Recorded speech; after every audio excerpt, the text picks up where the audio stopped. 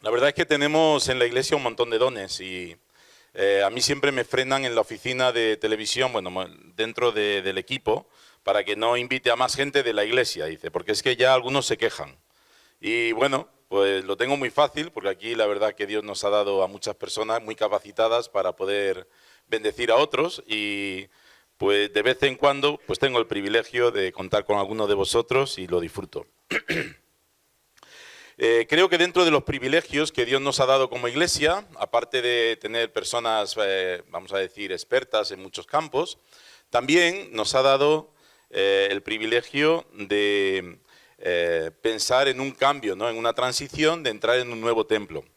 Y realmente este año es un año clave para la iglesia, porque a lo largo de este año pues vamos a vivir toda una serie de cambios. Dios mediante, el año que viene, por esta época, por esta fecha, más o menos, si todo sale tal como está en los planes, todo como está previsto, estaremos ya en Hortaleza, ¿vale? Es decir, 12 meses y estaremos reuniéndonos en Hortaleza. Y eso implica venta de locales, implica mudanza, implica... La verdad es que probablemente tantos cambios que no estamos captándolos posiblemente hasta que no vayamos yendo en el camino, ¿no? Y la iglesia de Cristo Vive, a lo largo de los años ha vivido, digamos, momentos clave, momentos que para mí han sido muy importantes en lo que ha sido el desarrollo de la vida de la iglesia, ¿no? Uno fue cuando Juan Goston entregó el testigo a Roque Sánchez, más o menos por el año 75 fue, más o menos, Fue un momento clave, ¿no? De transición de lo que era una iglesia iniciada por misioneros a un pastor nacional. Luego, algunos años después, cuando nos mudamos del otro local que estaba ahí arriba, ¿cuántos estabais en aquel local? A ver, levantar la mano los que fuisteis alguna vez a aquel local. Uy, un montón, ¿eh? Bien, pues todos vosotros vivisteis la transición de Talía 26 a Talía 32, ¿no? Y de estar en un sótano a tener un local precioso, que fue realmente un cambio muy importante para el desarrollo de la vida de la iglesia y que el Señor nos ha bendecido grandemente a través de los años en este local, ¿no? Otro momento de transición cuando un servidor, José Pablo Sánchez, pues le entregó el testigo a Emanuel Buch y ya llevamos unos cuantos años con él de pastor aquí en la iglesia. Y yo estoy convencido de que estamos justo estos próximos meses, van a ser meses clave de transición importantes para toda la historia de la iglesia. Y pensando en eso, pensando en el momento que estamos viviendo, pues Dios puso en mi corazón compartir un pasaje que tiene que ver precisamente con un momento clave también de la historia de Israel. El pueblo de Israel se estaba planteando entrar dentro de la tierra prometida. En el libro de Josué, si queréis irlo buscando, lo vamos a leer. Estaban justo a punto de entrar en la tierra prometida. Habían pasado 40 años en el desierto, vagando para arriba, para abajo, y ya estaban a punto de cruzar el río Jordán y entrar a comenzar la conquista de aquella tierra, ¿no? Y es un momento muy importante para el pueblo y es un momento también muy especial para todo lo que es la historia del pueblo de Dios. Y lo vamos a leer porque yo creo que de aquí, de este pasaje, podemos sacar algunos principios, algunas enseñanzas que nos van a ayudar a nosotros en este año que tenemos por delante. Leemos en Josué capítulo 3, lo vamos a leer entero, ¿vale? Es un poco largo, pero creo que merece la pena. Josué se levantó de mañana y él y todos los hijos de Israel partieron de Sitín y vinieron hasta el Jordán, reposaron allí antes de pasarlo. Y después de 3 días los oficiales recorrieron el campamento y mandaron al pueblo diciendo: cuando veáis el arca del pacto de Jehová, vuestro Dios, y los levitas sacerdotes que lo llevan, vosotros saldréis de vuestro lugar y marcharéis en pos de ella, a fin de que sepáis el camino por donde habéis de ir, por cuanto vosotros no habéis pasado antes de ahora por este camino. Pero entre vosotros y ella haya una distancia como de 2000 codos, no os acerquéis a ella. Y Josué dijo al pueblo: santificaos, porque Jehová hará maravillas entre vosotros. Y habló Josué a los sacerdotes diciendo: tomad el arca del pacto y pasad delante del pueblo. Y ellos tomaron el arca del pacto y fueron delante del pueblo. Entonces Jehová dijo a Josué: desde este día comenzaré a engrandecerte delante de los ojos de todo Israel, para que entiendas que como estuve con Moisés, así estaré contigo. Tú pues mandarás a los sacerdotes que lleven el arca del pacto, diciendo: cuando hayáis entrado hasta el borde del agua del Jordán, pararéis en el Jordán. Y Josué dijo a los hijos de Israel: acercaos y escuchad las palabras de Jehová vuestro Dios. Y añadió Josué: en esto conoceréis que el Dios viviente está en medio de vosotros, y que él echará de delante de vosotros al cananeo, al eteo, al heveo, al fereceo, al jegeseo, al amorreo y al jebuseo. He aquí el arca del pacto del Señor de toda la tierra pasará delante de vosotros en medio del Jordán. Y tomad pues ahora 12 hombres de la tribu de Israel, uno de cada tribu, y cuando las plantas de los pies de los sacerdotes que llevan el arca de Jehová, Señor de toda la tierra, se asienten en las aguas del Jordán, las aguas del Jordán se dividirán, porque las aguas que vienen de arriba se detendrán en un montón. Y aconteció, cuando partió el pueblo de sus tiendas para pasar el Jordán con los sacerdotes delante del pueblo llevando el arca del pacto, cuando los que llevaban el arca entraron en el Jordán, y los pies de los sacerdotes que llevaban el arca fueron mojados a la orilla del agua, porque el Jordán suele desbordarse por todas sus orillas todo el tiempo de la siega, las aguas que venían de arriba se detuvieron como en un montón, bien lejos de la ciudad de Adán, que está al lado de Saratán, y las que descienden del mar de Arabá al mar salado se acabaron y fueron divididas, y el pueblo pasó en dirección de Jericó.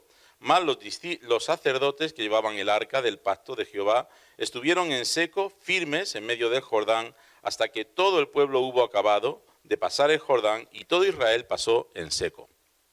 Es una historia que seguro que ya la hemos leído y la hemos escuchado en alguna ocasión, y vamos a repasar y recordar todo lo que aquello significó y puede significar para nosotros hoy en nuestra vida. Lo primero que vemos, los principios que yo he visto y que creo que nos valen para nosotros en el momento que estamos viviendo, es la unidad del pueblo. El pueblo está unido, el pueblo está hecho una piña y está obedeciendo lo que Dios ha puesto y cómo Dios ha guiado a Josué, ¿no? La palabra unidad es una palabra que a mí me parece la tenemos un poco gastada. Entonces yo, en vez de hablar de unidad, me gustaría hablar de dos elementos que forman parte de la unidad, que son la lealtad y la confianza. Yo creo que en este momento lo que está viviendo el pueblo de Israel realmente es un momento de lealtad y de confianza. No parece que nadie se acercó a Josué y le dijo: mira, Josué, he estado explorando el cauce del río y yo creo que por allí, como 50 metros más arriba, es mucho mejor. El agua está así, la inclinación es mucho. Si nos ponemos allí, yo creo que seguro pasaríamos mucho mejor que por donde tú has elegido. No parece que nadie se le acercó y le dijo: la hora que has elegido para cruzar no es la mejor. Yo he estado calculando cuánta gente somos y cuánto vamos a tardar en cruzar el río y se nos va a hacer de noche. Así que en vez de salir cuando tú has dicho, creo que debemos de salir, yo creo que debemos salir 2 horas antes. Tampoco parece que nadie se le acercó y le dijo: pues mira, yo tengo un plan mejor que lo del arca. Eso del arca, los sacerdotes, es muy bonito y tal, pero mira, mucho más práctico. Hay que hay gente mayor, entonces que los jóvenes crucen primero, que pongan una cuerda y entonces después todos vamos a pasar mejor. Eso es mucho mejor que el tema del arca. Y si el agua no se acaba, ¿no? Yo pienso, yo tengo un plan mejor. Todo eso forma parte de una actitud de arrogancia. Y dice el refrán que hay 1000 maneras de pelar un gato. Y yo sé la mejor, ¿verdad? Eso es la actitud que muchas veces manifestamos con nuestra forma de actuar y de expresarnos.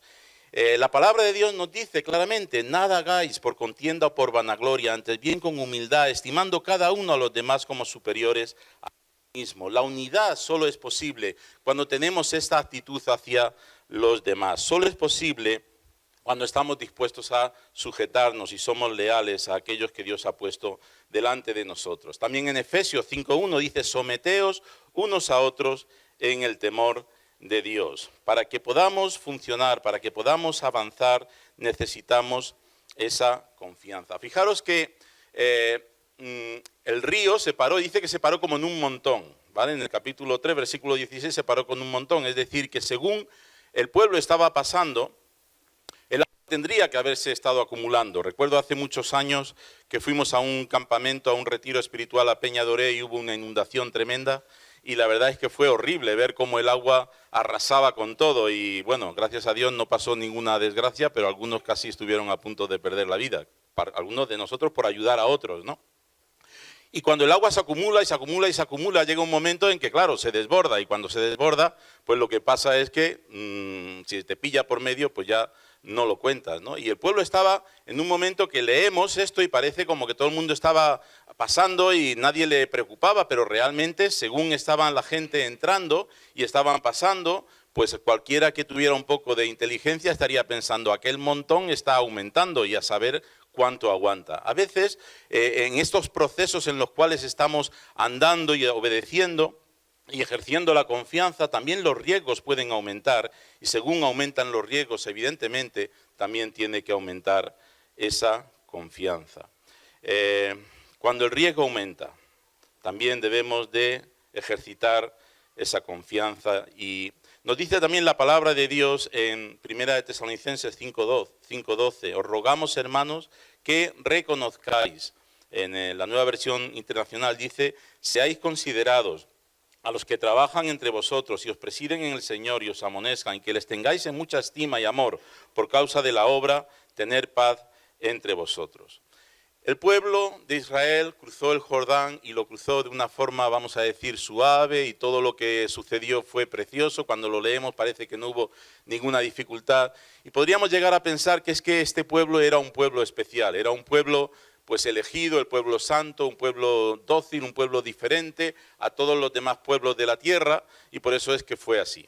Pero si hacemos eso es que tenemos muy mala memoria, porque este mismo pueblo, cuando leemos más o menos, en Números 14, leemos, hay como un déjà vu, hay un momento en el cual el pueblo está justo en el mismo, no en el mismo lugar, pero en un momento similar, a punto de entrar en la tierra prometida. Es el mismo pueblo y sin embargo el mismo pueblo es el pueblo que se queja y que dice que no es posible, que no tiene confianza en Moisés y que al final termina volviéndose para atrás y no entrando en la tierra prometida. De modo que no era un problema del ADN de ese pueblo.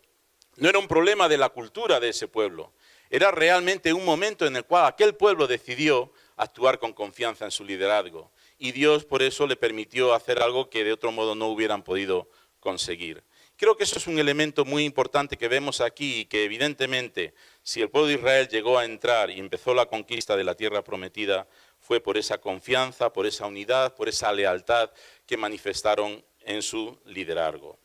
Otro elemento que vemos aquí es la santificación. De hecho, el texto que para mí es clave en todo este capítulo es santificaos porque mañana haré maravillas entre vosotros. Si queremos entrar bien en nuestra tierra prometida, yo creo que también necesitamos esta santificación de la que aquí Dios está pidiendo a su pueblo. Josué le pide al pueblo, santificaos. Cuando hablamos de santificación, ¿a qué nos referimos? La santificación es diferente en el Antiguo y en el Nuevo Testamento y a veces es posible que tengamos un concepto de santificación que no es el concepto cristiano, el concepto que deberíamos de tener. Santificación tiene que ver con la condición del ser humano para poder tener conexión con Dios. La condición del ser humano para poder tener conexión con Dios. Lo voy a explicar con un ejemplo. Tenemos un ordenador en la oficina que tiene mal el wifi, la conexión de wifi. Y entonces hay veces que se conecta al wifi y va todo perfecto, tengo internet, y hay veces que de buenas a primeras no se quiere conectar y ya pues no tenemos wifi, ¿no? Entonces, cuando funciona el wifi tenemos internet y cuando no funciona el wifi pues no tenemos internet. La condición de ese ordenador para que pueda tener conexión a internet es que funcione el wifi. La santidad, en el concepto del Antiguo Testamento, era un estado, una condición que el ser humano tenía que tener para poder mantener una relación con Dios. No sé si el ejemplo ha sido bueno o malo, os veo a todos con una cara así, como qué quiere decir. Lo voy a poner con un gráfico. Mirad, en el Antiguo Testamento, pasa al siguiente gráfico, las personas para tener una relación con Dios, normalmente partían de un punto de partida que era la impureza, ¿no? El ser humano que peca, que está apartado de Dios. Cumplía con el ritual y eso le convertía, le daba la condición de santo. Y una vez que tenía la condición de santo, podía tener conexión, una conexión temporal con Dios, porque en el momento que volvía a pecar, caía en impureza y entonces ya no tenía esa conexión con Dios, ya tenía que volver al ritual, tenía que volver a hacer todo el proceso. Y si os recordáis la ley de Israel, pues sabéis que ser impuro era muy fácil, ¿no? Porque hay muchas formas en las cuales el pueblo de Israel podía caer impuro. tocar un cadáver, tocar un animal muerto, tocar o comer cerdo, camello, conejo u otros animales, tener la lepra o estar en la casa donde ha habido alguien con llagas o con algún tipo de enfermedad similar a la lepra, incluso la mujer en el tiempo de la regla. Es decir, había multitud de situaciones en las cuales el hombre estaba impuro y para poder tener la condición de mantener una relación con Dios necesitaba pasar por el ritual para estar santo. Bien, todo eso que caló mucho en la mentalidad católica, yo creo que muchos españoles siguen pensando que ser santo es eso, más o menos cumplir el ritual, ser santo, poder tener conexión y cuando peca se va y ahora tienes que volver, es decir, es un concepto que está muy arraigado en nuestra cultura, sin embargo no tiene que ver nada con la enseñanza del Nuevo Testamento acerca de la santidad. La santidad, según lo que nos enseña Jesús, es que es verdad que nosotros estamos impuros, ahí lo tenéis, vamos a pasarlo. Estamos impuros, pero Jesús llevó nuestra impureza, llevó nuestro pecado en la cruz. Todo nuestro pecado, el pecado que hicimos cuando nacimos hasta que morimos. Todo ese pecado fue clavado en la cruz. Por lo tanto, llegamos a estar en una condición de santos que nos permite mantener una relación, una conexión con Dios eterna, no una conexión temporal. Aunque pequemos, podemos mantener esa relación personal con Dios, esa conexión con Dios. Se entristece nuestra relación, se entristece el Espíritu Santo cuando pecamos, pero todavía podemos mantener esa conexión. Es decir, tenemos 4G, nunca se va la batería, siempre estamos conectados y podemos navegar en Internet todo el tiempo, a todas horas, sin ningún problema, ¿vale? Todos felices, tenemos internet siempre. Bueno, esto es mucho mejor que tener internet y 4G y tener todo siempre. Tenemos una relación con Dios íntima porque tenemos al Espíritu Santo dentro de nosotros. Y digo todo esto porque cuando la palabra de Dios dice santificaros, ¿a qué se puede estar refiriendo? ¿A qué se puede estar refiriendo? En el Antiguo Testamento eso implicaba cumplir normas, santificados, cumplir normas, esforzaros más, hacer esto, hacer aquello.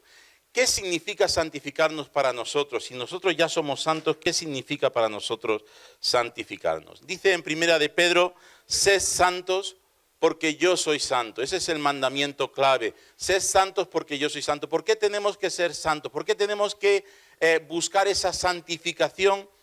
Porque Dios es santo, porque Jesús es santo. De modo que el sentido de la santificación para nosotros como cristianos no es tanto el hacer más, cumplir más reglas, cumplir nuevas normas, hacer un esfuerzo de disciplina personal. No está por ahí, no es por ahí la dirección. La dirección tiene que ver con profundizar nuestra relación con Jesús para parecernos más a Él. Profundizar nuestra relación con Jesús para parecernos más a Él. No es una cuestión de normas, es una cuestión de relación. Cuando la palabra de Dios nos dice que nos santifiquemos, lo que nos está invitando es a que profundicemos en esa intimidad con Jesús. Porque en la medida en que profundizamos en esa intimidad con Jesús, Él nos va cambiando, nos va transformando y nos vamos pareciendo más a Él, que a fin de cuentas es la meta de nuestra vida, ser como Jesús. A mí me gustaría que cuando la gente que nos conoce por ahí diga, oye, he conocido a un hermano de vuestra iglesia, una persona que va allí a Cristo vive, ¿no? Me gustaría que dijeran ese comentario, ¿y cómo se parece a Jesús? ¿Cómo se parece a Jesús, ¿no? Eso sería que estamos en esa dinámica de santificación, que estamos buscando que nuestros ojos sean como los de Jesús, que nuestro móvil sea como el de Jesús, nuestra televisión sea como la de Jesús, nuestros hobbies sean como lo de Jesús, nuestras fiestas sean como las de Jesús, nuestras palabras y nuestras acciones sean como las de Jesús. Ante el reto que tenemos por delante, necesitamos esa santificación, esa profundización en esa intimidad con Cristo, para que Dios pueda hacer lo que nos dice que va a hacer, maravillas en medio nuestro. De hecho, el siguiente versículo, el siguiente pasaje, el siguiente principio, a partir del versículo 5 en adelante, nos habla de esas maravillas. Santificaos porque Dios va a hacer maravillas en medio de vosotros. Yo creo que Dios quiere hacer maravillas en medio nuestro.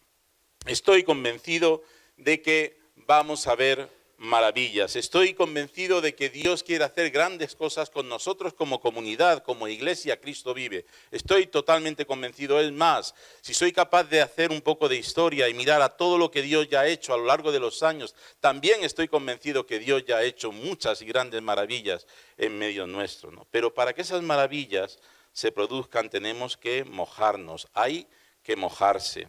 Por eso es que en el versículo 15 dice, cuando los que llevaban el arca entraron en el Jordán y los pies de los sacerdotes que llevaban el arca fueron mojados a la orilla del agua, las aguas se detuvieron. Y para mojarse necesitamos fe. Ya lo he dicho en otras ocasiones, ¿no? ¿Cómo se deletrea fe? ¿Alguien lo sabe?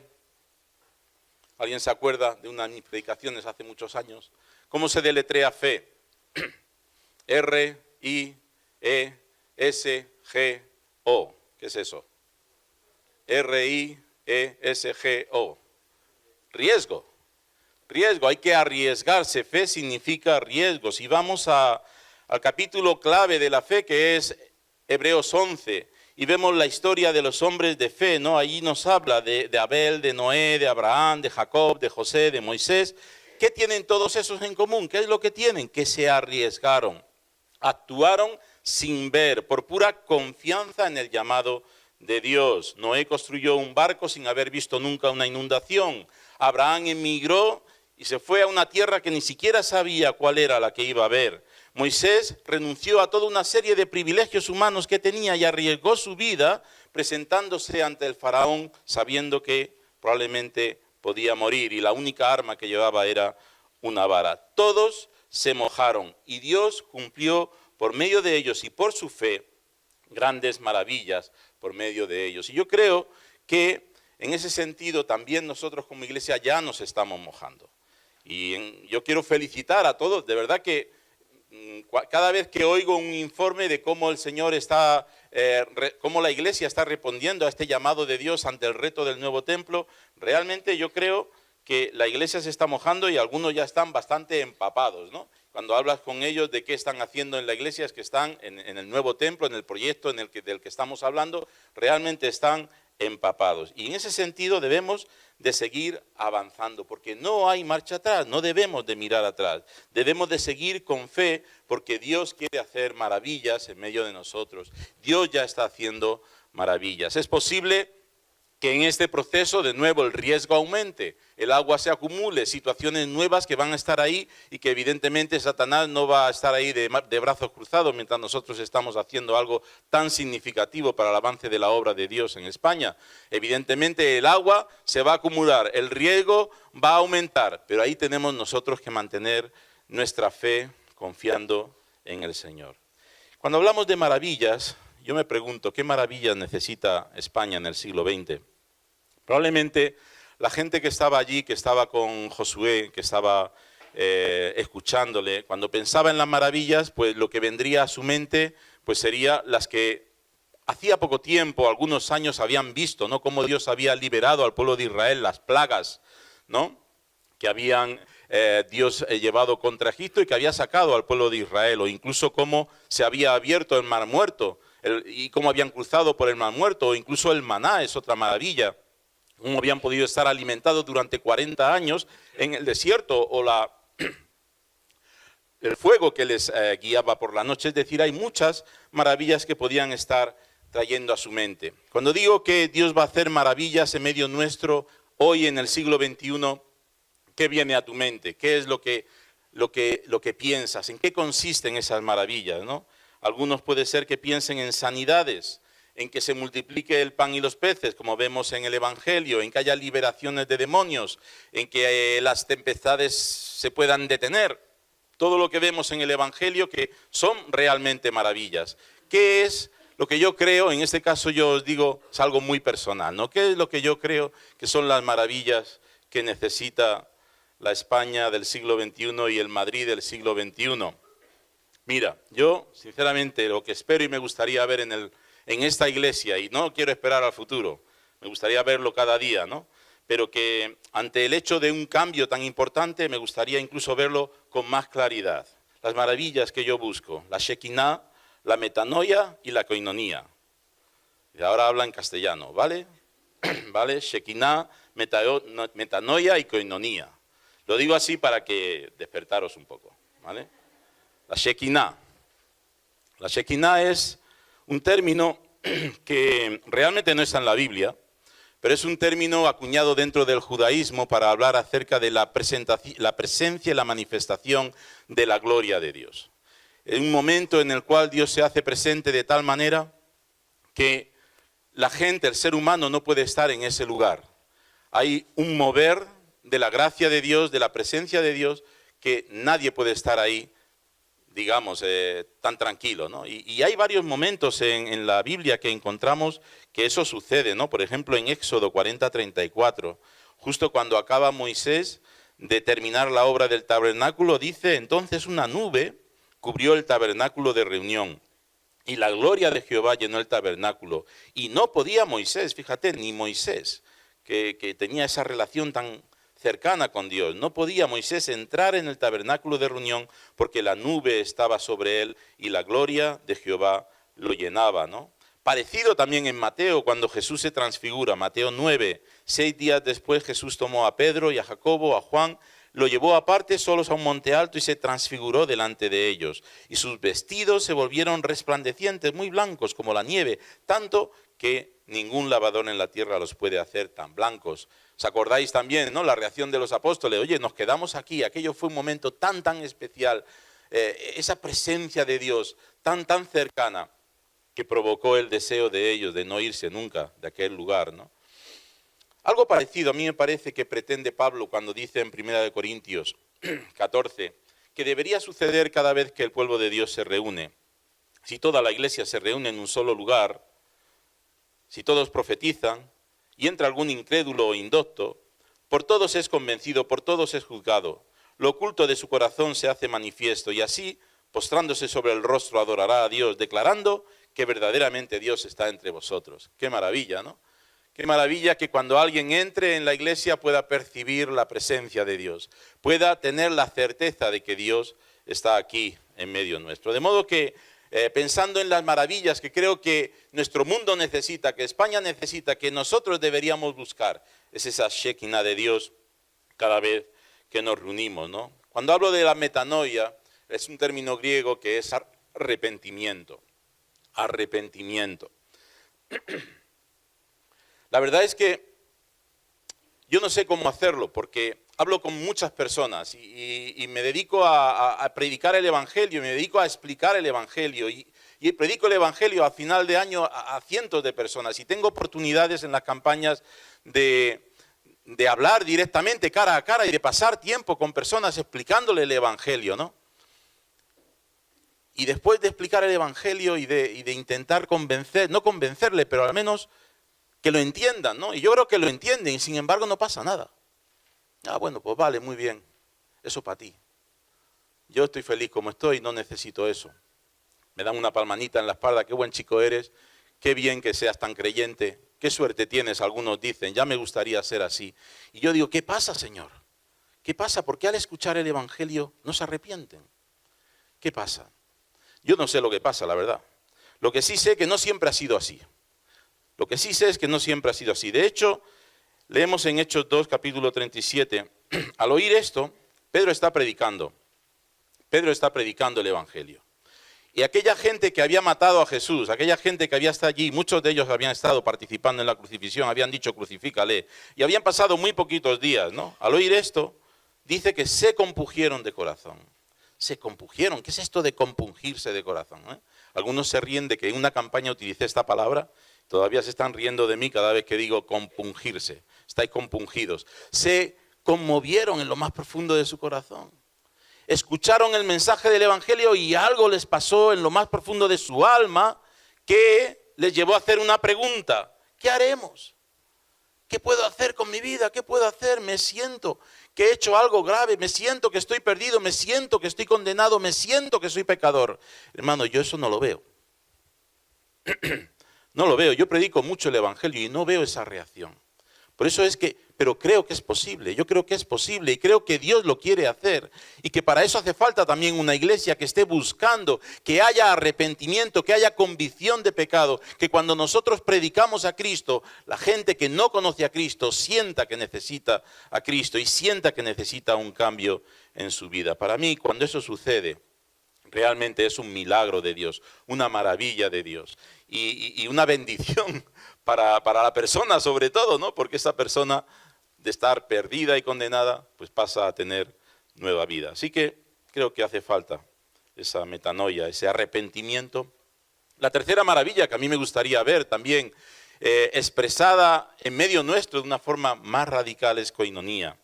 Cuando hablo de coinonía, el término es comunión, pero no comunión simplemente por vernos y estar aquí juntos y pasar un rato y llamarnos por teléfono o tener un WhatsApp de oración. Es mucho más profundo que eso cuando hablamos de coinonía. La palabra coinonía tiene toda una serie de elementos que incluyen unas relaciones personales únicas, unas relaciones personales que solamente el ágape, el amor de Dios, mueve.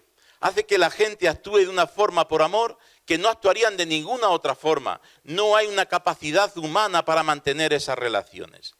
Y lo vemos en la palabra de Dios cuando habla de ese término en varias ocasiones, también en Hechos, capítulo 2, 42. Cuando dice que perseveraban en la doctrina de los apóstoles, en la coinonía, en la comunión unos con otros, en el partimiento del pan y en las oraciones. Y vemos como aquella iglesia fue una iglesia movida por este amor y esta coinonía hasta a tal punto que todo el mundo estuvo dispuesto a compartir sus bienes y a vivir en comunidad. Y eso fue fruto de una maravilla de Dios, de una gracia de Dios. Este tipo de amor no se puede condicionar, no se puede provocar, no se puede forzar, no se puede planificar. La coinonía que viene del cielo es una coinonía que nace cuando dejamos que Dios se mueva libremente en medio de nuestras relaciones. Creo que esas son las maravillas que van a hacer que nuestro proyecto de alcance llegue a buen puerto. En nuestra iglesia hay algo de estas maravillas. No digo que no haya, ¿cómo no va a haber? Claro que hay.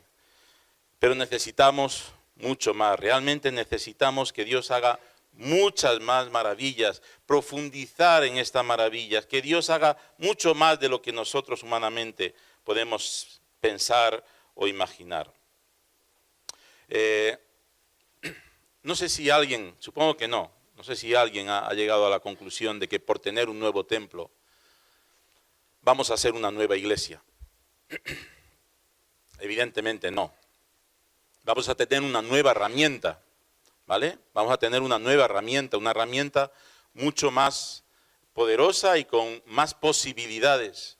Pero esa herramienta puede quedar ahí en un rincón si la iglesia, como iglesia, realmente no busca que no solamente haya una transición de edificio, sino una transición también de corazón. Es decir, estamos en un momento clave de la vida de la iglesia, estamos en un momento de transición, estamos mirando con gran expectación hacia el nuevo templo, estamos mirando al alcance de la ciudad de Madrid y de España por medio de esta nueva herramienta. Todo eso me parece genial, pero si queremos que Dios realmente nos haga verlo, necesitamos fortalecer nuestra lealtad, nuestra confianza en nuestro liderazgo. Necesitamos también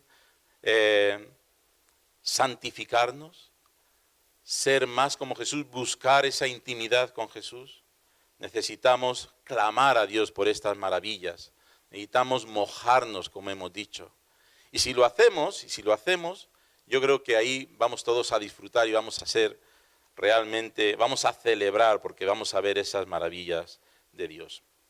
Entonces, para terminar, algunas preguntas que tengo para cada uno de vosotros.